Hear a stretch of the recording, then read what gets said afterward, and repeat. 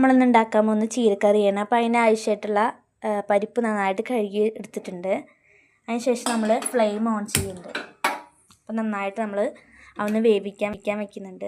പരിപ്പ് നമുക്ക് വേഗം വേകാൻ വേണ്ടിയിട്ട് കുറച്ച് വെളിച്ചെണ്ണയും ഒരു കപ്പലമുളക് പൊട്ടിച്ചിട്ട് കൊടുത്തിട്ടുണ്ട്. ഇനി നമ്മൾ പരിപ്പ് നന്നായിട്ട് വെന്ത് വന്നിട്ടുണ്ട്. ഇനി അതിലേക്ക് കുറച്ച് മുളക് പൊടി ഇടുന്നുണ്ട്,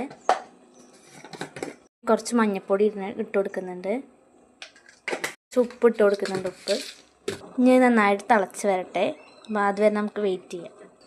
ഇപ്പോൾ പരിപ്പ് നന്നായിട്ട് തിളച്ച് വന്നിട്ടുണ്ട്. ഇനി അതിലോട്ട് നമ്മൾ ചീരയാണ് ഇടുന്നത്.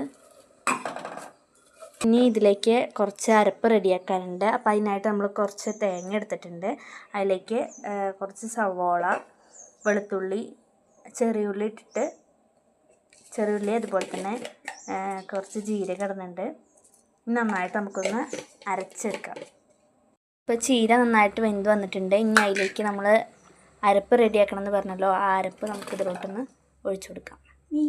ശേഷം നന്നായിട്ടൊന്ന് ഇളക്കി കൊടുക്കാം. ഇപ്പോൾ ഇതാ കറി നന്നായിട്ട് തിളച്ച് വന്നിട്ടുണ്ട്.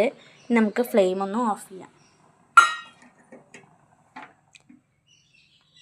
ഇപ്പോൾ ഇതവിടെ നന്നായിട്ട് ചീരക്കറി റെഡി ആയിട്ടുണ്ട്. അപ്പോൾ നിങ്ങളെല്ലാവരും ഇതൊന്ന് ഉണ്ടാക്കി നോക്കണേ. എല്ലാവരും സപ്പോർട്ട് ചെയ്യണേ.